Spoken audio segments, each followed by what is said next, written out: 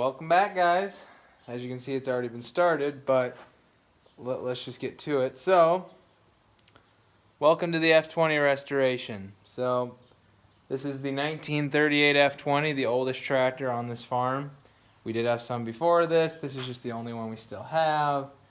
And it's getting its restoration finally. I've done quite a bit of wire wheeling and stuff.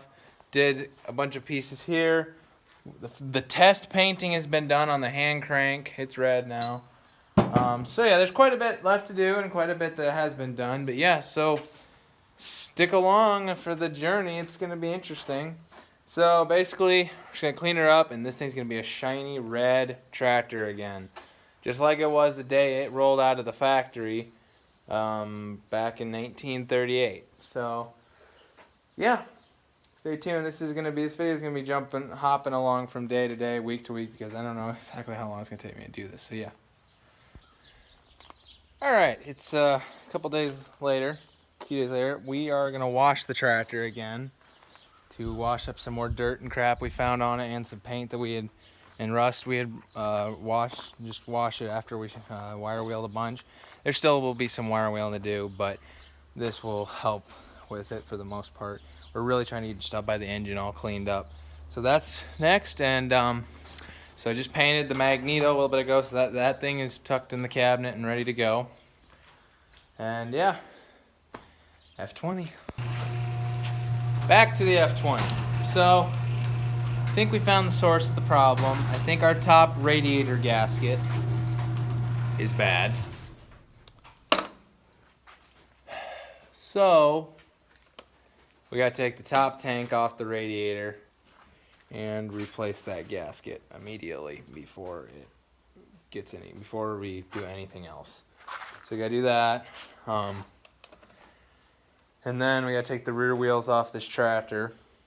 And then there's a little bit more dirt cleaning we gotta do around some places. We'll go around with a grinder and a brush and a degreaser and do what we did on the A John Deere. And then we should be ready to paint and prime and paint. So yeah.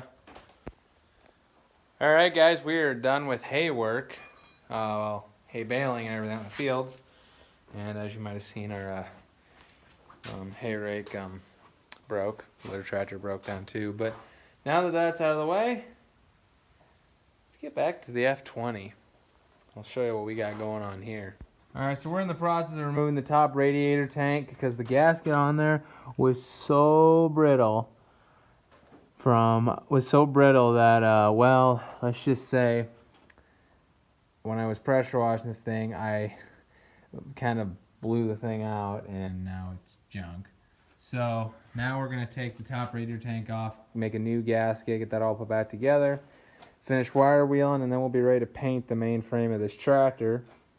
Something I already did was in this cabinet over here, we painted the I painted the magneto and the hand crank, and so those are done and out of the way. But now we just need to make sure we get this done. There's all the loader stuff that I took off.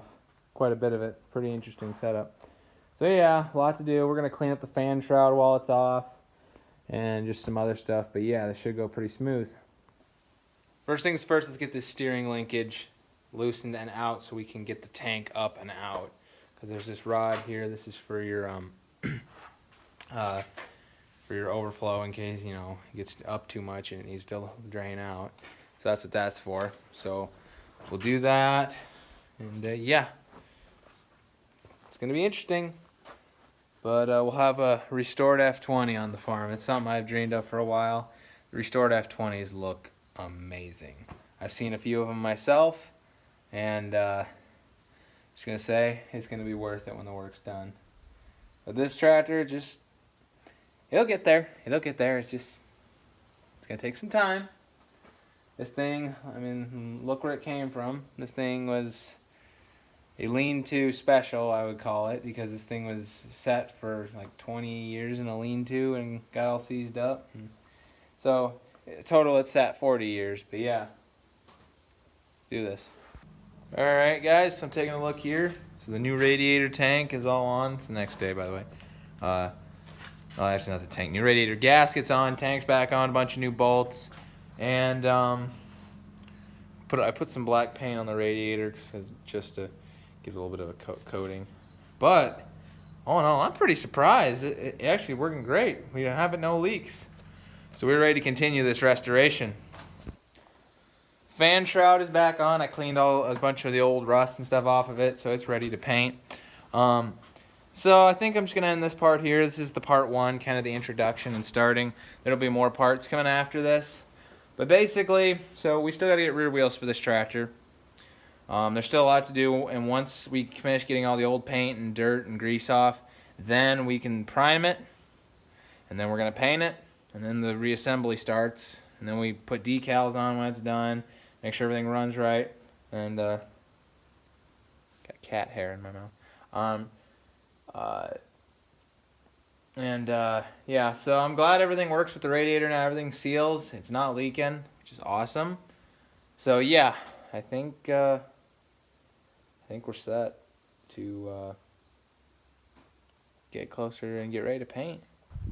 All right, don't mind the wind, but for those of you that are wondering, I'm going to give you an update on the Frontier double rotor hay rake. So in the last video, you might remember I said we had a little mishap out in the field where the undercarriage right here came off the main rotor. Well, so what happened was the pin right here snapped.